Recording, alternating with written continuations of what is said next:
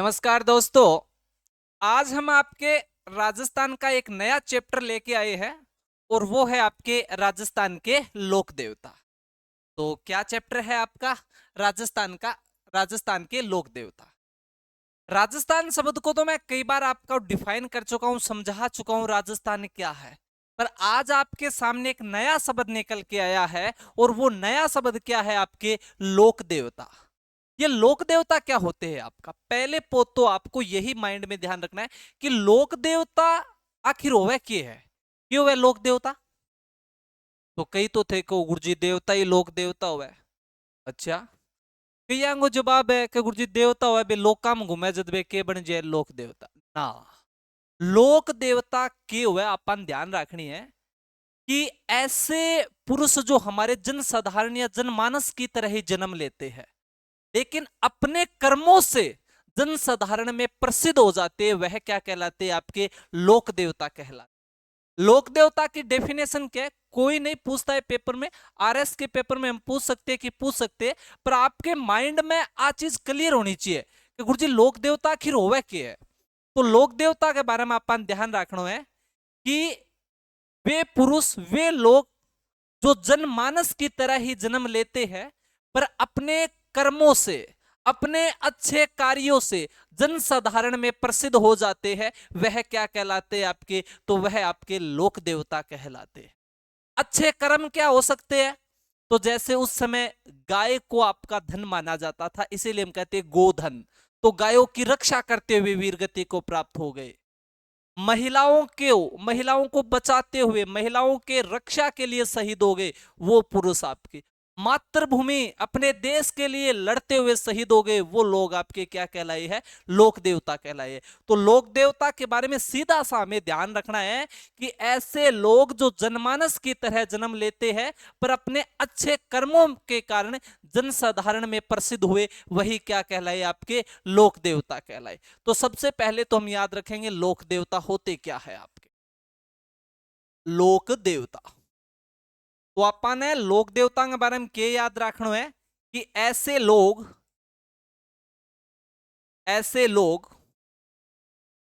जो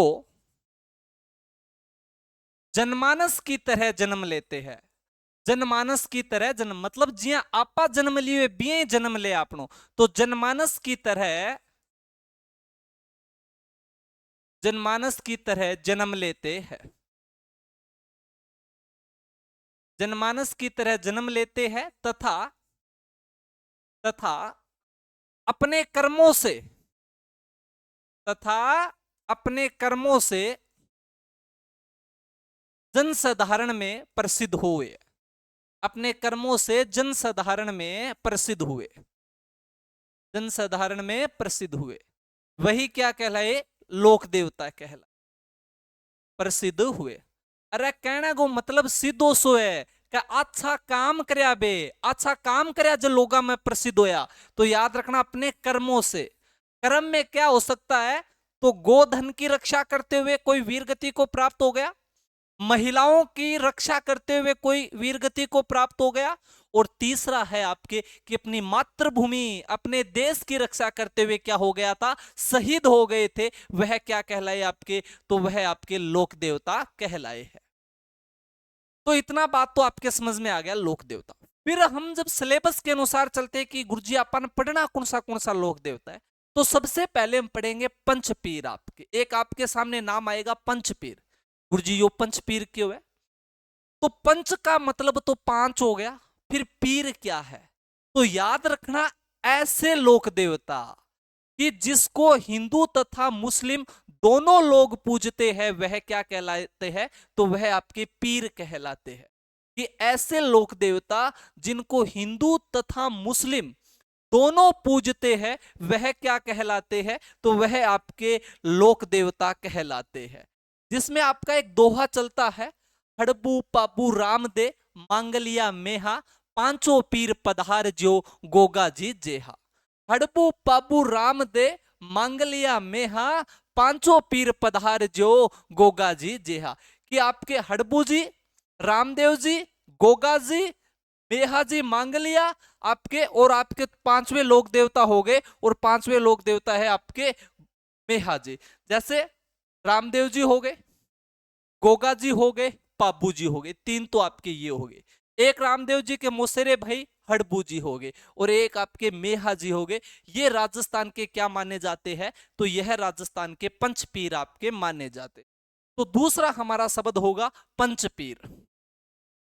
पंचपीर, पहले पीर लिख देता हूं मैं कि पीर क्या होते हैं, आपको याद रह जाए। पीर आपके, पीर के बारे में हमें याद रखना है, ऐसे लोक देवता, ऐसे लोक देवता, ऐसे लोक देवता जिन्हें हिंदू तथा मुस्लिम, हिंदू तथा मुस्लिम दोनों मानते हो, दोनों मानते हो। बेके कहला वगैरह अपना, तो वो पीर कहलाएंगे जी। आप कहा गुग्गा जी पीर, गोगा पीर, जहार पीर, राम सा पीर। कौन से पीर? राम सा पीर। कहने का मतलब हिंदू भी उनकी पूजा कर रहा है और मुस्लिम भी आपकी उनकी पूजा कर रहे हैं, इसीलिए तो इन्हें क्या कहा गया? पीर कहा गया। राजस्थान में कितने पीर है? तो राजस्थान में आपके पंच पीर माने गए। तो राजस्थान में पंच पीर माने गए। मैं ऐसा नहीं कहता कि केवल राजस्थान में पांच ही पीर। हमारे सिलेबस के अनुसार, आरबीएससी ने जो आपका निर्धारण किया है, उनके अनुसार हमें पंच पीरों का अध्ययन करना है। उनके अनुसार कितने पीरों का अध्ययन करना है? पंच पीरों का। एक दोहा चलता है, वह मैं आपका लिखता हूं। हड़बू पाबू राम दे, हड़बू पाबू राम दे, मांगलिया मेहा, मांगलिया मेहा। हड़बू राबू, हड़बू पाबू राम दे, मांगलिया मेहा, पांचों पीर पधार ज्यो, पांचों पीर पधार ज्यो,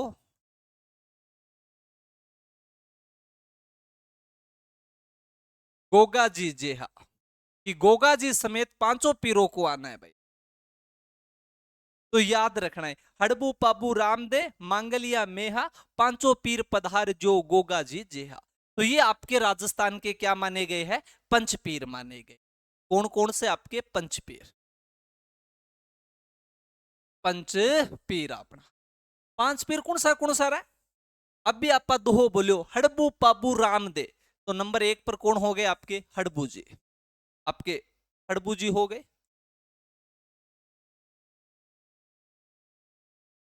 पाबू जी हो गए। और तीसरे आपके रामदेव जी हो गए। मेहा जी हो गए। मेहा जी हो गए। और पांचवे आपके, तो पांचवे याद रखना है, गोगा जी हो गए। गोगा जी हो। तो ये हो गए आपके पांचों पीर। तो पहला तो आपने लोक देवता में अन पांचों पीरा के बारे में अध्ययन करना है। तो अब एक एक पीर के बारे में आप अध्ययन करांगा। और थे सबसे पहला हेडिंग लगाओ अपनी, पाबूजी राठौड़। पहले आपके लोक देवता पाबूजी राठौड़, पाबूजी राठौड़, पाबूजी राठौड़। अब आप बात करा थारे पाबूजी राठौड़ की, तो पाबूजी राठौड़ के बारे में समझना हूं। पहला थोड़ी सी मैं थाने बात बतानी चाहूंगा पाबूजी राठौड़ की। क्या पाबूजी राठौड़ के बारे में अपन के पढ़ना है, बाद में जो लिखाणो है वो चीज तो मैं थाने लिखाई सी। पर पहला थोड़ी सी थे एक स्टोरी समझो। आपा जब मारवाड़ पढ़ो, और मारवाड़ में मैं थाने एक राजा पढ़ायो, राजा दुहड़ आपका। कौन सा? राजा दुहड़। उस दुहड़ का एक भाई हुआ करता था, धांधल जी राठौड़। दुहड़ का भाई है कौन आपका? धांधल जी राठौड़। अब या देखो, आठों कहानी शुरुआत हुए धांधल जी राठौड़। एक बार की बात है, धांधल जी राठौड़ मारवाड़ के क्षेत्र में शिकार करने निकला। और शिकार करने निकला, करने गया गया, लेकिन वापिस आया जब रात होगी, अंधेरो हो रहा। अब जब वे वापिस मारवाड़ आ रहा, तो बठई पास में एक सरोवर पड़ो था। सरोवर को मतलब तालाब पड़ो। तो धांधल जी राठौड़ सोचो क्यों न घोड़े को पानी पिला लिया जाए, किसमें? आपके इस सरोवर के अंदर। और जिस समय वो सरोवर के अंदर पानी पिलाने गए थे अपने घोड़े को, जद देखियो कि उस सरोवर के अंदर एक महिला स्नान कर रही थी। ये महिला कौन है? तो इन महिला को बताया जाता है कि ये परी थी, आपकी स्वर्ग की अप्सरा थी। तो गुरजिया आठे के का मई ऐसी कहानी है, अपनी मान्यता है कि जो स्वर्ग की अप्सराएं होती है, परियां होती है, वो रात्रि के टाइम आपके भ्रमण करने के लिए पृथ्वी पर आती है। उसी समय एक परी या एक अप्सरा आपके भ्रमण करने के लिए पृथ्वी पर आई, पर भूल से उसका जो हेलीकॉप्टर है वो अपने मारवाड़ के धोरांग अंदर लैंड हो गयो। वह मारवाड़ के धोरांग अंदर आ गई, और मारवाड़ के धोरांग अंदर थाने बेरुए गर्मी किसी पड़े, तो उसने सोचा गर्मी लग रही है, क्यों न मैं इस सरोवर के अंदर स्नान कर लेती। तो वो परी आपके सरोवर के अंदर स्नान कर रही थी। अब जैसे ही स्नान कर रही थी और धांधल जी घोड़े ने पानी प्यान आ गया, और बे देखो कोई महिला स्नान करी, और वो देखने लग जाती। अब उस परी की नजर पड़ी धांधल जी राठौड़ पे, तो उसने कहा, अरे ये क्या मतलब है, ये क्या धांधली की जा रही है, तुम मेरी तरफ देखे जा रहे हो, तुम्हें पता भी है मैं कौन हूं, मैं एक परी हूं, और तूने बहुत बड़ी गलती कर दी मेरी तरफ दे। उसने कहा कैसे? कि मैं परी हूं, लेकिन हमारी एक शर्त होती है कि अगर हमें कोई भी पृथ्वी का वासी देख लेता है तो हमारी शक्तियां समाप्त हो जाती है। अब मेरी शक्ति समाप्त होगी, अब मैं पाछी अपने स्वर्ग में कैसे जाऊंगी? तो धांधल जी क्या पाछो जानो क्या मी है, मैं हूं नहीं, मैं हूं पाछो क्या मैं जानो है। और गोडो के बल बैठते हुए और उन्होंने प्रपोज कर दिया उस परी को कि विल यू मैरी मी, क्या मुझसे ब्याह करोगी? अब परी के पास कोई और ऑप्शन नहीं है, शक्तियां खत्म है, वापिस जा नहीं सकती। तो उसने भी हाँ भर दी, दूसरा ऑप्शन न देखते हुए कि ठीक है मैं तुमसे शादी कर लूंगी, तेरे साथ ब्याह कर लूंगी, पर मेरी दो शर्त है। धांधल जी बोले, दो क्यों, तू शर्त की रख, तू शादी तो कर। पर दो शर्त क्या है? तो उस परी ने दो शर्तें रखी कि एक तो मेरे लिए अलग से महल का निर्माण करवाया जाए। तो धांधल जी राठौड़ दूहड़ के भाई है, तो बोला कि ठीक है अलग से महल करवा देंगे, कोई बात नहीं। और दूसरी शर्त मेरी ये है कि तुम मेरी बिना अनुमति उस महल में नहीं आओगे। धांधल जी बोला, तना शर्त रखनी है बीती रख तू, मैं तो तैयार हूं। और आपके धांधल जी राठौड़ दोनों की दोनों शर्त मान ली और उस परी के साथ आपका विवाह कर लिया। अब कुछ दिन बीते, कुछ दिन बीते तो धांधल जी राठौड़ और उस परी को एक संतान प्राप्ति हुई, और उसी का नाम रखा गया कि आपके पाबूजी राठौड़। अब कई दिन की बात है, बाबूजी राठौड़ छोटा ही आ, और एक बार धांधल जी राठौड़ आपके मित्रांगन बैठा, दोस्तांगन है ना। तो दोस्त बोले, भाई भाभी जी कैसी है? कि भाई ठीक है। क्या ठीक है यार, एक तो वो तुमसे अलग महल में रहती है, और बिना पूछे तू बिंग महल में कौन जा सके, लुगाई की इतनी के बात माने। उस दिन धांधल जी का भी थोड़ा दिमाग खराब है कि चलो ठीक है आज मैं बिना ही अनुमति उसके महल में। और धांधल जी वे उस वचन को तोड़ गए, और वचन को तोड़ते हुए बिना अनुमति के उसके महल में घुस गए। जैसे ही देखा तो अचंभित हो गए। अचंभित किया कि बाबूजी राठौड़ को जो दूध पिला रही थी उस समय वो एक शेरनी, आपकी एक महिला नहीं एक शेरनी दूध पिला रही थी। और जैसे ही शेरनी की नजर पड़ी धांधल जी पे तो शेरनी पुनः परी रूप में आ जाती है। और उसने कहा कि एक खातर इतना मना करो मैं कि मेरे बिना अनुमति ना आई, मैं एक परी हूं और मैं रूप परिवर्तित कर सकती हूं, पर तूने अपना वचन तोड़ दिया, वचन को भंग कर दियो, अब मैं तेरे सागे को नहीं। पर एक मांगी दो इंच हवा हमेशा, एक तो अपने पुत्रों को, अपना पुत्र होता है उसको दूध पिलाना, और दूसरी इच्छा होती है माँ की कि जो अपना पुत्र है उसको खिलाए, उसको उसके साथ खेले, उसको अपने पीठ पे झुलाए, कि उस माँ है वो अपने पुत्र के लिए घोड़ी वगैरह बने। अब बाबूजी राठौड़ इतना बड़ा तो नहीं हुआ कि मैं उसको झुला सकूं, अपने पीठ पे झुला सकूं, उसके लिए घोड़ी बन सकूं, उसके लिए खेल सकूं, पर ये मेरी इच्छा अधूरी रह गई। ऐसे कहते हुए वो परी अपने वचन के अनुसार जब आपके धांधल जी ने तोड़ दिया तो वापिस वो आपके चले गई। अब बाबूजी थोड़े थोड़े बड़े हुए।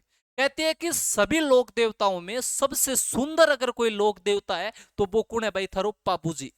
सुंदर तो आप ही हुए, मारवाड़ का लोग तो सुंदर कौन नहीं हुए, डाकी हुए पूरा। लेकिन बाबूजी की माता थी वो आपकी अप्सरा थी, तो बाबूजी माता की ओर चले गए, माता के ऊपर उनका रूप चला गया, और सबसे सुंदर आपको कोई लोक देवता है तो वो अपनो बाबूजी राठौड़ो। अब थोड़े बड़े हुए तो विवाह की उम्र हुई, और बाबूजी राठौड़ का रिश्ता किया गया आपके अमरकोट। कहां पर? आपका अमरकोट।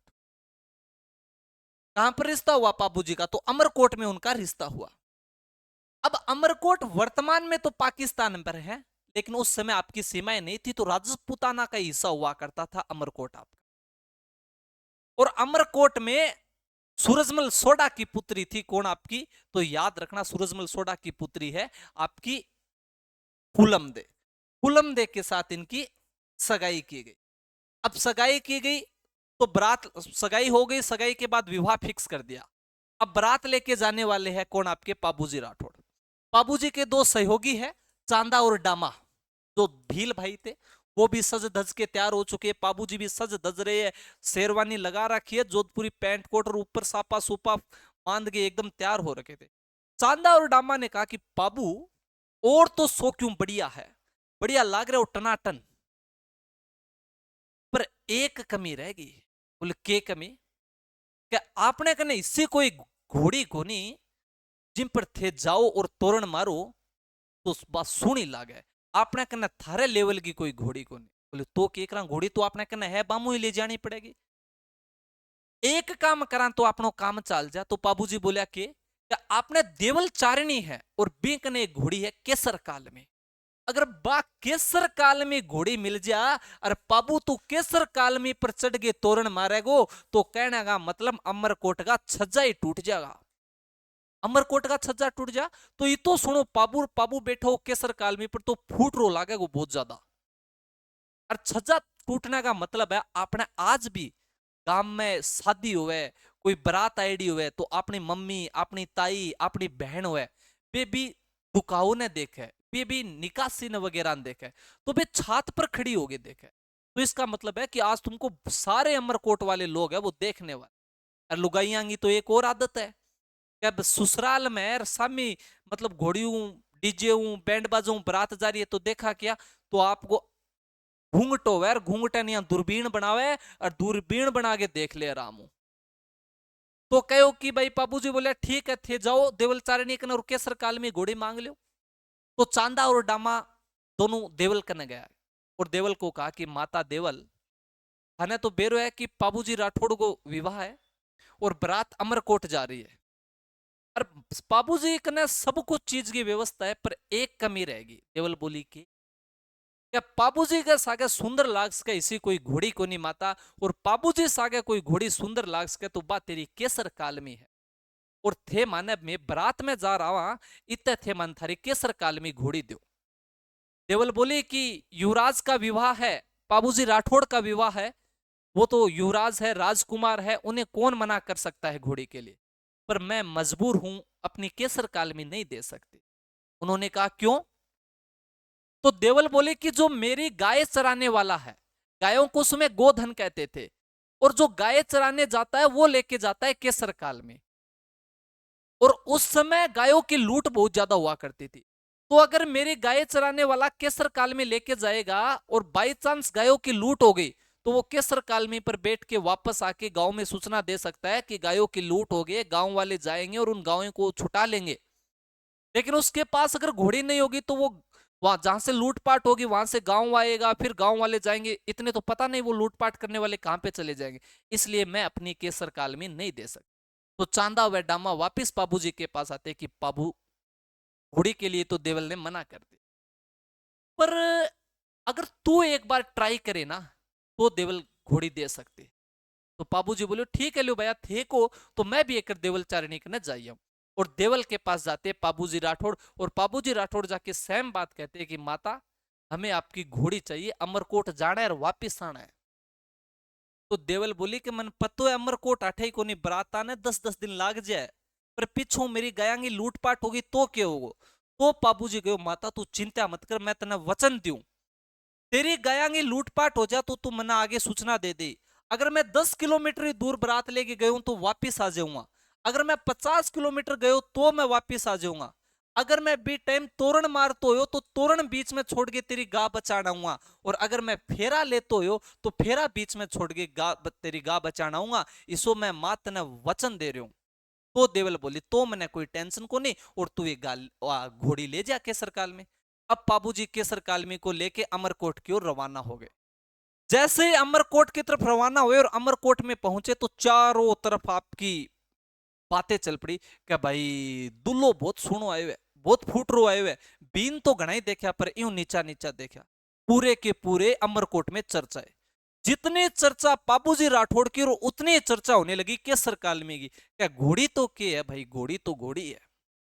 अब ऐसी बातें फैली तो थोड़ी बहुत जलन होने लगी किसको, आपके अमरकोट के राजपूतों को। अमरकोट के जो युवराज वगैरह थे, राजकुमार वगैरह थे और सैनिक थे, उन्होंने कहा देखी पड़ी है केसर काल में, मारा घोड़ा के कम है और बाबूजी के पास ले कि अगर इसी तेरी केसर काल में है तो मारा घोड़ा सा अगर दौड़ करार जीत के दिखा। तो बाबूजी बोले कोई बात नहीं, दौड़ करा लेगा, कोई बड़ी बात को नहीं। पर केसर काल में ठेठ इनू थारी चाल के आई है मारवाड़ू, और आई है जो थक के माने 2 दिन को टाइम दो, बाद में आप दौड़ कराऊंगा। तो बे अमरकोट बोले बस इतनी बात। तो बाबूजी बोले चलो हम दौड़ करवाते हैं। और केसर काल में और अमरकोट के घोड़ाओं की दौड़ कराई गई और केसर काल में उन घोड़ों को पीछे छोड़ते हुए आपकी विजय हासिल की। तो केसर काल में की और बात चला है। अब चारों तरफ अमरकोट में बाबूजी और केसर काल में, बाबूजी और केसर काल में की बातें हो रही। अब वो अमरकोट वाले बोल रहे अच्छा हमारी बेइज्जती कर दी, कोई बात नहीं देखांगा। अब जैसे बाबूजी केसर कालमी पे सवार होके तोरण मारने पहुंचे। तोरण मारना हिंदी का मुहावरा है आपका, और तोरण मारने का सीधा सा मतलब है शक्ति प्रदर्शन करना। अब तोरण मान दिया काफी ऊंचा आपका, जैसे यहां पर बाबूजी है और यहां पर मान दिया तोरण ऊंचा, और उस समय तोरण ऊंचे मानते भी जाते थे कई बार। क्यों? कई बार क्या होता था, एक लड़की की शादी और 4-4 बारात आया जाया करती। अब क्या किया जाए, तो तोरण ऊंचा मान देते, कहते कि जो भी दुल्हा इस तोरण मार देगा उसके साथ उसका विवाह कर दिया जाए। लेकिन इस बार तो और भी ऊंचा तोरण मार दिया, और जैसे ही बाबूजी ने तोरण देखा और बाबूजी समझ गए कि अच्छा बदला लेने की भावना है, पर करे तो क्या करे, तोरण तो मारना पड़ेगा। अब इन्हें राजी हो रहा अमरकोट आ रहा छोरा, अब देखा बाबू तेरी केसर काल मेरे बाबू ने, अब तू तोरण किया मारा है। अब जैसे बाबूजी तोरण मारने गए तो बाबूजी को पता था कि तोरण तो नहीं लगने वाला, पर अगर केसर काल में अपने अगले दोनों पैरों को हवा में झुला दे तो बाबूजी खड़े होकर आराम से तोरण मार सकते। तो बाबूजी ने केसर कालमे के ऊपर हाथ फेरते हुए कहा कि केसर मत ना दीजे आज थारो मारो पोत। पोत का मतलब भेद मत दे देना, कि केसर मत ना दीजे आज थारो मारो पोत, मत ना लजाए राठौड़ारी जातड़ी। कि हे केसर आज तेरा और मेरा पोत मत दे दी, आज तू राठौड़ों की लाज मत लजा देना। और केसर ने अपना सिर हिलाया कि तू टेंशन क्या मिले बाबू, मैं अब मरवा दूंगी तोरण। और इधर पास में एक लड़का ढोल बजा रहा था, उसे बाबूजी कहते हैं कि ए ढोलीरा छोरा मदरो ढोल बजा, अरे ढोल वास्ते मारी केसर नाच से। मदरा का मतलब धीरे धीरे ढोल बजा। और वो लड़का धीरे धीरे ढोल बजाता है, केसर नाचना प्रारंभ करती है, और बाबूजी अचानक ही केसर कालमी की लगाम को खींचते हैं। जैसे लगाम को खींचा तो केसर है वो अपने दोनों पैर हवा में झुला दिया, और बाबूजी ने खड़े होके आराम से आपके तोरण मार दिया। और तोरण तो मारा, जब केसर ने अपने पैर झुलाए तो आपके वहां का जो गढ़ है उसके आपके कंगूरे अपने साथ ले आए। अब चारों तरफ चर्चा केसर कालमी की ओर। अब अमरकोट की जो अन्य लड़कियां थी वो आपके नाराज हो गई कि ओहो इसो छोरो तो माने मिला जदवार सारे क्या पाबू बर गए सागे मारो ब्याह हुआ जदवार। और उधर खुश हो रही है आपकी महल के अंदर कौन, आपकी फुलम दे। क्या वाह मेरे वाला सरदार, बाहर तो बड़े काम कर रहा है, बड़े बड़े कांड कर रहा है, चारों तरफ तेरे चर्चे है। इस प्रकार से तोरण मार के बाबूजी राठौड़ फेरे में बैठते। अब जब बाबूजी राठौड़ फेरे ले रहे थे उसी समय लगभग 3-3.5 फेरे लिए थे, 3.5 हुए। उसी समय देवल आती है बाल खिंडाए हुए, विकराल रूप लिए हुए, गाली निकालते हुए, कह रहे मैं कहो मेरी केसर काल में ना ले जाओ, मेरी गाल लूटे जागी, मेरी गाल लूट ली। और ऐसे वो बातें करते हुए गाली निकालते हुए फेरों में पहुंचते। वहीं पर बाबूजी कहते कि माँ रुको, क्या बात हुई, मुझे बात तो बताओ। क्या तने बात के बताऊं, मैं तने कहो केसर काल में कोनी दूं, गाल लूटे जागी, तू कहो मैं तने वचन दूं, बीच मुंह आ जाऊं, अब चाल मेरे साथ। तो बाबूजी 3.5 फेरे लिए थे, वहीं पर अपना फेरों के बीच में आ जाते हैं और अपना गठजोड़ा कहते हुए फुलमदे को कहते कि फुलमदे जिंदा रहे तो फिर ये फेरे आपके बाद में लेंगे, और नहीं जिंदा रहे तो ऊपर मिलेंगे। अब तो मैंने जो वचन दिया है वो वचनों को निभाने आऊंगा। इधर पाबूजी देवल की गायों को बचाने आए, और देवल की गायों को लूटा था पाबूजी के बहनोई ने। पाबूजी का बहनोई हुआ करता था जिंद्राओ खींची, जो पाबूजी के साथ अनबन चल रही थी, जो जायल का राजा हुआ करता था। और वो यही मौका ढूंढ रहा था कि यहाँ के पुरुष कब नहीं हो, क्योंकि पाबूजी और सभी लोग हैं वो तो बारात में गए हुए थे, और पीछे से जिंद्राउल खिंची ने आपका आक्रमण किया और गाय लूट ली। तो पाबूजी और उनके बहनोई जिंद्राओ खिंची के मध्य देंचू नामक जगह पर आपका युद्ध होता है, जिसे देंचू का युद्ध कहते हैं। दोनों के मध्य युद्ध हुआ। पाबूजी गाय बचाने में तो सफल हो गए, पर वीर गति को आपके प्राप्त हो गए। यह कहानी है दोस्तों किसके, आपके पाबूजी राठौड़ की। तो मैंने आपको कहानी के माध्यम से सब कुछ समझा दिया है। अब हमें लिखना कैसे है और तथ्य इसमें शामिल कैसे करने हैं, वो अब हम आपकी बात करते हैं।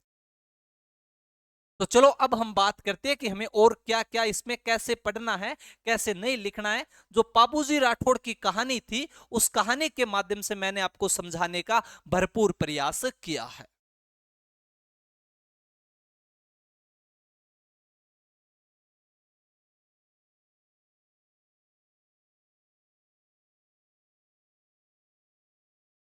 अब हम इसमें लिख लेते हैं आपके कि हमें क्या पढ़ना है और क्या आपका नहीं पढ़ना है। सबसे पहले हम बात करेंगे पाबूजी राठौड़, पाबूजी के राठौड़ के जन्म की। अब जन्म में दो चीजें होती है कि जन्म कब हुआ और जन्म कहां पर हुआ। तो पाबूजी राठौड़ का जो जन्म है वो 1239 ईस्वी में हुआ था। कब, आपके 1239। और विक्रमी संवत पूछ लिया जाए तो 1239 में आप 57 मिला दो कि 40 और 50 90 और 6 56, तो याद रखना 1297 ईस्वी में। 1239 और 57 कितने हो गए आपके, 9 7 16, 5 3 8 1, तो 1296 विक्रमी संवत, विक्रमी संवत में। तो ये तो हो गया पाबूजी का जन्म। जन्म कहां पर हुआ, तो एक गांव है आपका, और वो गांव है, पाबूजी का जन्म हुआ था कोल्लूमंड में। कहां पर, आपका कोल्लूमंड। कोल्लूमंड पहला अपने जोधपुर में आता, पर अब आपका जो कोल्लूमंड है वो फलोदी में आता है। कहां पर आता है, फलोदी में। तो पाबूजी का जन्म कहां पर, कोल्लूमंड, कोल्लूमंड। और कोल्लूमंड कहां पर है, तो याद रखना कोल्लूमंड आता है फलोदी में। कहां पर, आपके फलोदी में। दो बातें। जन्म के बाद याद रखना पाबूजी के पिता, अभी हमने पिता की बात की थी, और पिता कौन है, तो हमने पढ़ा था धांधल जी राठौड़। बाबूजी के पिता कौन हो जाएंगे, तो धांधल जी राठौड़, धांधल जी राठौड़। फिर आपके बाबूजी की माता, तो माता कहते कि वो अप्सरा थी, शेरनी ने दूध पिलाया। लेकिन बाबूजी का जो लालन पालन है वो आपके कमला दे नामक महिला ने किया था, कि कमला देवी के द्वारा आपका इनका लालन पालन किया गया। दे का मतलब है राजस्थान में देवी, तो याद रखना कमला देवी, पर हम नाम लिखेंगे कमला दे, या आपका कमला दे। इसके बाद में जन्म, पिता, माता, फिर पत्नी। पत्नी अभी हमने बात की थी, कौन थी, फूलम दे थी पत्नी। और पत्नी के बारे में हमें याद रखना है फूलम दे। और फूलम दे को कभी कभी सुप्यार दे लिखा आता है, सुप्यार दे। अब कई बार ऑफलाइन में पढ़ाते हैं तो बच्चे पूछते हैं, गुरुजी सच्ची बताओ फूलम दे है या सुप्यार दे है। मैं कहूं एक ही हो। ना ना गुरुजी ऑप्शन में दोनों आ गया। अरे दोनों कोनिया पेपर बनाना रहा, बहुत समझदार है। पर वास्तव में नाम तो उसका फूलम दे ही था। बाबूजी ज्यादा प्यार करते थे तो प्यार दे प्यार दे प्यार दे करते करते नाम ही हो गया सुप्यार दे। तो मैं याद रखना है नाम तो उसका फूलम दे ही था आपका। तो जन्म 1239 ईस्वी में, कोल्लूमंड में। कोल्लूमंड कहां पर, फलोदी में। पिता धांधल जी राठौड़, माता कमला दे, पत्नी, पत्नी है फूलम दे। कई बार पूछा जाता है कि बाबूजी को अवतार किसका माना जाता है, तो अवतार आप याद रखना इन्हें लक्ष्मण का अवतार माना गया। अवतार किसका हो जाएगा, तो अवतार आपके लक्ष्मण का। भगवान राम के जो भाई लक्ष्मण है, उन लक्ष्मण का अवतार माना गया है किनको, आपके बाबूजी को। उसके बाद में अभी हमने पढ़ी कि बाबूजी की घोड़ी कौन सी है, घोड़ी, एक बार और सुप्यार दे के आगे लिख लेना, अमरकोट की। अमरकोट के सूरजमल सोडा की पुत्री, सूरजमल सोडा की पुत्री, सूरजमल सोडा की पुत्री, सूरजमल सोडा की पुत्री। आगे लिखे कि पाबूजी राठौड़ की घोड़ी कौन सी थी, जो हमने अभी चर्चा की, तो घोड़ी है केसर काल में, घोड़ी केसर काल में। घोड़ी का नाम क्या हो जाएगा, केसर काल में। केसर काल में पाबूजी की घोड़ी है, पर वास्तव में किसकी थी, तो कोष्टक में करो देवल नामक महिला की, देवल नामक महिला की। फिर एक बात हमें याद रखना है कि पाबूजी के सहयोगी कौन थे, जो हमने बात की थी, जो देवल के पास जाते हैं, जो आपके भील भाई थे, तो चांदा और डामा। तो आगे नीचे लिखो आप सहयोगी, कि सहयोगी कौन है, सहयोगी, और सहयोगी में लिखो चांदा और आपके डामा। कौन है आपके, तो ये आपस में भील भाई है, भील भाई है। हो गया। सहयोगी के बाद में हमने पढ़ा था कि पाबूजी राठौड़ ने कितने फेरे लिए थे, तो हमने देखा था 3.5 फेरे लिए थे, और बीच में उठकर आपके आ जाते, तो फेरे आपके 3.5 फेरे कितने हो गए, 3.5। 3.5 फेरे लेने के बाद पाबूजी जब आए थे, तो पाबूजी राठौड़ और उनके बहनोई जिंदराओ खींची अंग दोनों अंग मध्य कुणसो युद्ध हो, तो देंचू नामक स्थान पर हुआ था, और देंचू वर्तमान में फलोदी में आता है। तो देंचू का युद्ध आपका, कौन सा युद्ध आपके, देंचू का युद्ध, देंचू का युद्ध, देंचू का युद्ध। और देंचू का युद्ध किन किन के बीच में हुआ, तो एक तरफ आपके पाबूजी है, पाबूजी राठौड़ है, और दूसरी तरफ कौन है, तो दूसरी तरफ है जिंदराओ खींची। कौन है आपके, जिंदराओ खींची। और जिंदराओ खींची कौन है, तो जायल के राजा है, आपके जायल के शासक है, जायल के शासक। और इस युद्ध में विजय किसकी हुई, तो विजय याद रखना पाबूजी राठौड़ की हुई थी। पाबूजी राठौड़ वीरगति को जरूर प्राप्त हो गए थे, पर गाय बचाने में आपके ये सक्षम हो गए थे। तो हमें याद रखना है कि पाबूजी राठौड़ देवल नामक महिला की गाय बचाते हुए वीरगति को क्या हुए थे, प्राप्त हुए थे। तो आगे क्या लिखेंगे हम आपके, कि पाबूजी राठौड़, पाबूजी राठौड़ देवल नामक महिला की, देवल नामक महिला की, देवल नामक महिला की गाय बचाते हुए, गाय बचाते हुए वीरगति को प्राप्त हुए, वीरगति को प्राप्त हुए। वीरगति को क्या हुए दोस्तों, आपके प्राप्त हुए। फिर हमने देखा था कि जब वीरगति को प्राप्त हो जाते हैं, तो पापूजी की जो अर्धांगनी है आपकी फूलम दे या सुप्यार दे, वो पापूजी के साथ क्या हुई थी, सती हुई थी। कई बार लोक देवताओं का ऑप्शन आएगा कि निम्न में से कौन सी देवी आपकी लोक देवता के साथ सती हुई है, तो याद रखना पापूजी की जो अर्धांगनी है अपनी फूलम दे या सुप्यार दे, वो पापूजी के साथ क्या हुई थी, सती हुई थी। तो आगे आप नोट करोगे फूलम दे,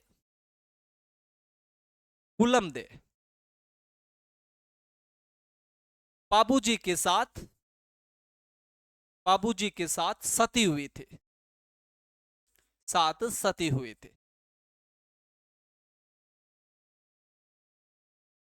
इसके अलावा जब मैंने राजस्थान की रीति रिवाज परंपराएं पढ़ाई थी, तब उसमें आपको सती, महासती, आसती और मां सती के बारे में खूब चर्चा की थी। तो सती तो आप समझ गए ना, कि वह महिला जिसके पति की मृत्यु हो जाती है, वह अपनी स्वयं की इच्छा से अपने पति की चिता पर बैठ के मृत्यु का जो वर्ण करती है, वह क्या कहलाती है, सती कहलाती है। तो फूलमदे बाबूजी के साथ क्या हो गई थी, आपकी सती हो गई थी।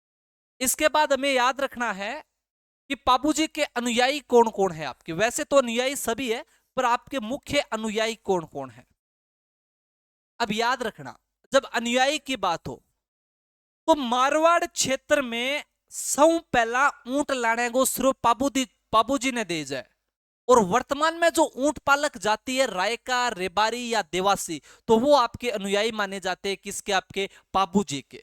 तो याद रखेंगे अनुयायी कौन है, तो रायका ओब्लिक रेबारी ओब्लिक देवासी, इनके क्या माने जाते हैं? आपके अनुयायी माने जाते। इसके अलावा पाबूजी स्वयं कौन है? राठौड़, तो राठौड़ जाति भी इनके अनुयायी माने जाते हैं। और राठौड़ के अलावा चारण जाति भी इनके क्या माने जाते हैं? अनुयायी माने जाते हैं। और एक याद रखना, नायक जाति के भोपे पाबूजी के अनुयायी माने जाते हैं, नायक जाति के भोपे। तो पाबूजी के जब अनुयायी की बात आए तो याद रखना रायका, रेबारी, देवासी, राठौड़, और राठौड़ के अलावा आपके चारण व नायक जाति के भोपे आपके क्या माने जाते हैं? तो हमें याद रखना इनके अनुयायी माने जाते हैं। इसके अलावा और क्या याद रखे गुरुजी?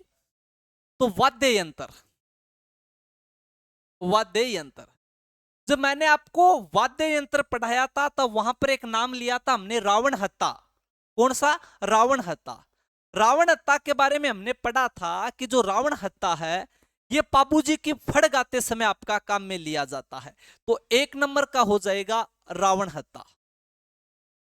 रावण हत्ता, रावण हत्ते का कब प्रयोग होता है? तो पाबूजी की फड़ गाते समय, पाबूजी की फड़ गाते समय, फड़ गाते समय।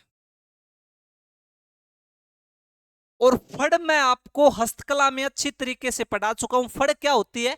तो ऐसे कोई कपड़ा बना होता है और कपड़े के ऊपर जिसकी भी फड़ होती है उससे संबंधित चित्र बने होते हैं। कुछ लिखा हुआ नहीं होता उस कपड़े पे, उस व्यक्ति से संबंधित चित्र बने होते हैं।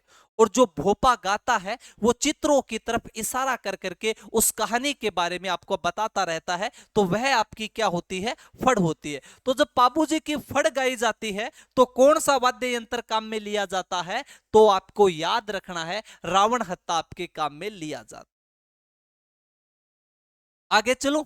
और रावण हत्ता आपके तत्वाद्य यंत्र है। तत्वाद्य का मतलब तारों के माध्यम से स्वरों की उत्पत्ति हो।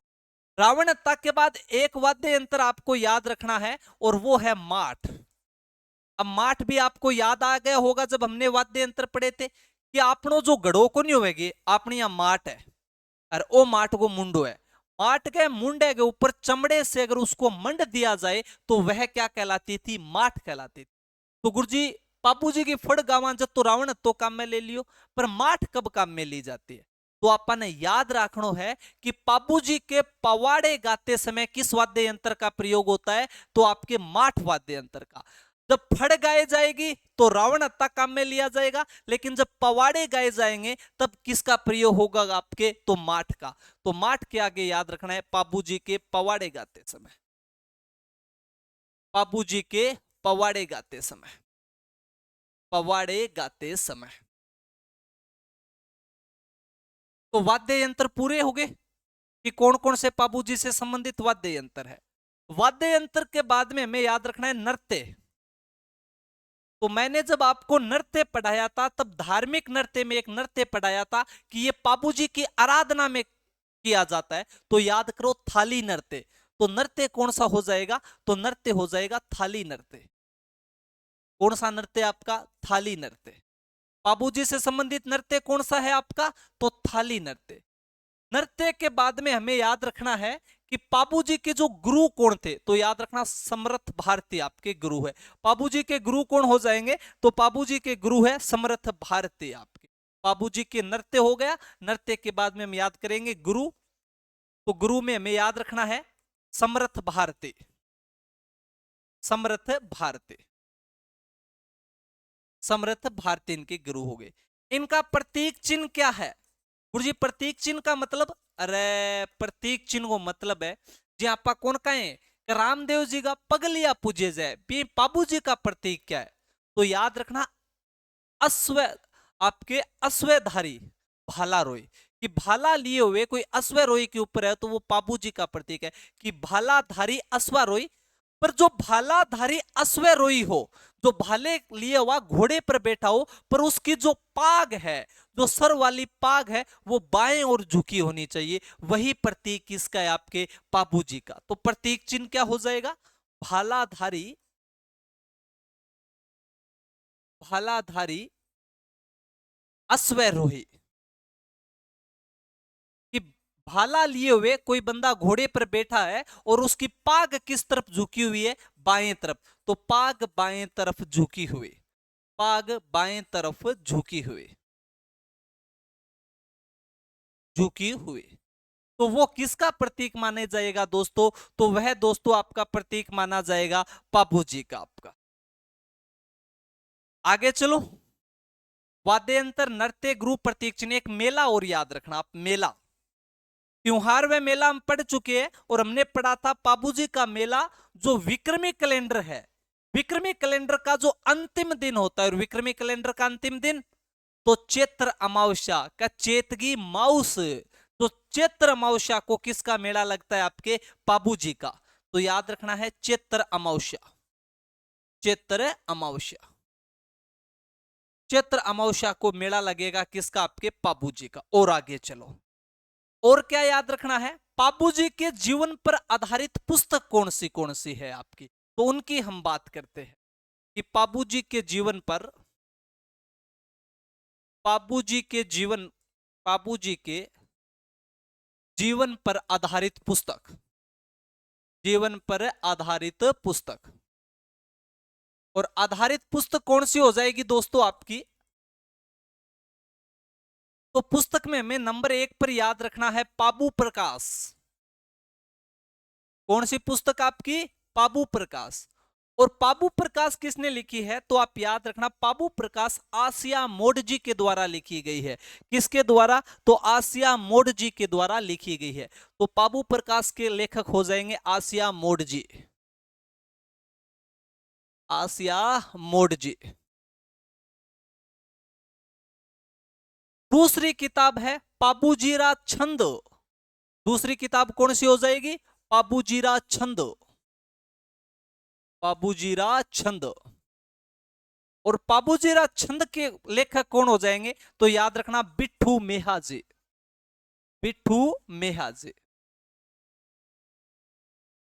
तो बाबू प्रकाश के रचयिता कौन है, तो आसिया मोडजी है, और इसके अलावा बाबूजीरा छंद के कौन है, तो बिट्ठू मेहाजी है। तीसरी पुस्तक है बाबूजीरा दोहा, बाबूजीरा दोहा। और बाबूजीरा दोहा किंगा लिखेड़ा है, तो बाबूजीरा दोहा लिखा है थारा, बाबूजीरा दोहा लगराज ने, किसने, आपके लगराज ने। और एक चौथी किताब है बाबूजीरा सोरठा, बाबूजीरा सोरठा। और बाबूजीरा सोरठा कौन लिखा, तो बाबूजीरा सोरठा लिखा है थारा रामनाथ ने, किसने, आपके रामनाथ। तो ये बाबूजी से संबंध में 4 किताबें याद रखनी, कि बाबू प्रकाश किसकी, आसिया मोडजी की, बाबूजीरा छंद किसका, बिट्ठू मेहा का, बाबूजीरा दोहा किसका, लगराज का, और बाबूजीरा सोरठा किसके, तो रामनाथ के। और क्या बच गया बाबूजी से संबंधित, कुछ हम बात कर लेते हैं बाबूजी के उपनाम, कि बाबूजी के उपनाम क्या क्या है आपके, बाबूजी को अन्य किस नामों से जाना जाता है, तो बाबूजी के उपनाम। तो जब दोस्तों बाबूजी के उपनामों की आपके बात हो, तो याद रखना है बाबूजी के उपनाम में एक तो इन्हें आपका गोरक्षक देवता कहा जाता है, क्योंकि गायों की रक्षा के लिए वीरगति को प्राप्त हुए, तो पहला नाम क्या हो जाएगा, गोरक्षक देवता, गोरक्षक देवता, गोरक्षक देवता। दूसरा, मारवाड़ में सबसे पहले ऊंट लाने का श्रेय भी बाबूजी को दिया जाता है, तो ऊंटों का देवता भी किसे कहा जाता है आपके, तो ऊंटों का देवता भी बाबूजी को कहा जाता है। तो दूसरा नाम क्या हो जाएगा, ऊंटों का देवता, ऊंटों का देवता, 2 नाम हो गए। तीसरा नाम आपका, इन्हें प्लेग रक्षक देवता कहा जाता है, यह भी याद रखना, प्लेग रक्षक देवता, प्लेग रक्षक देवता। तो 3 नाम हो गए आपके, गोरक्षक देवता, ऊंटों का देवता, और प्लेग रक्षक देवता। और जो चौथा नाम है, जो मुस्लिम लोग हैं वो बाबूजी को मेहर कहते हैं, चौथा नाम क्या हो जाएगा, मेहर। और मेहर कौन कहते हैं, तो मुस्लिम लोग, आप मुस्लिम लोग आप।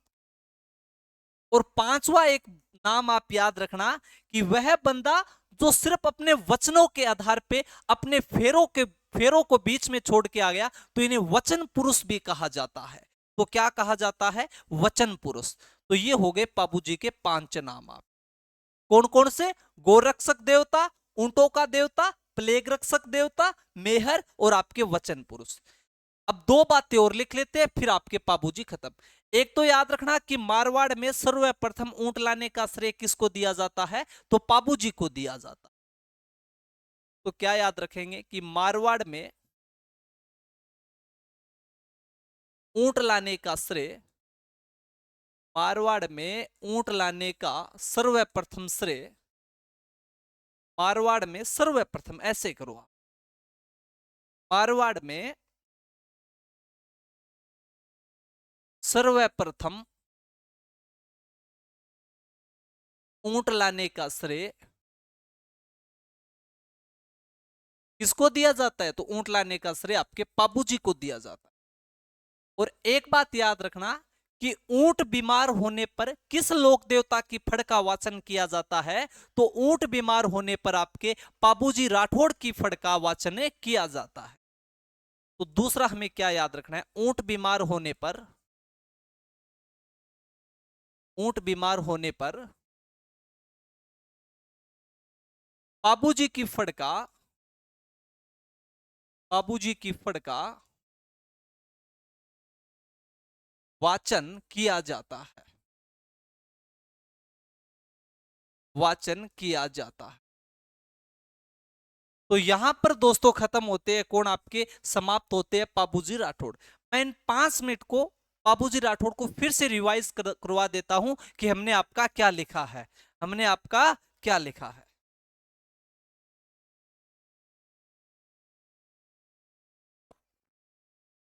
चलो हम बात करते हैं आपकी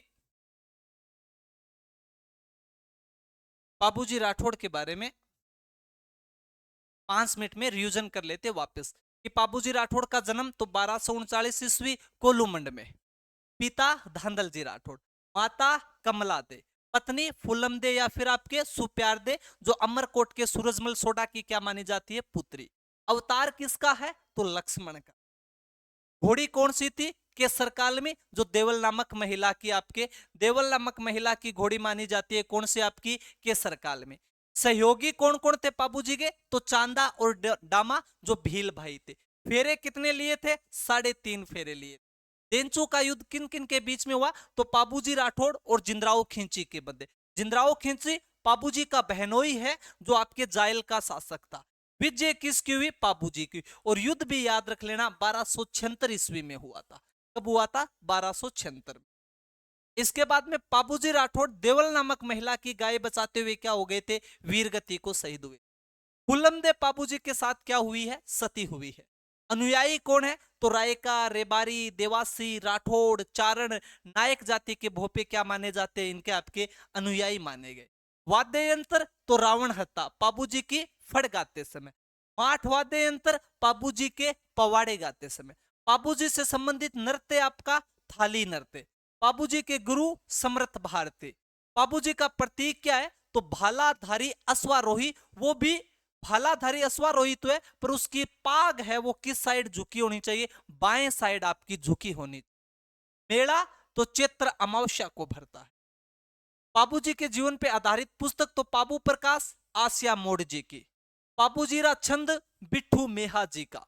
बाबूजीरा दोहा लगराज का। और बाबूजीरा सोरठा तो रामनाथ जी का। बाबूजी के उपनाम तो गोरक्षक देवता, गायों को बचाया है। ऊंटों का देवता, ऊंट लाने का सर्वप्रथम श्रेय। इन्हें प्लेग रक्षक देवता भी कहते हैं।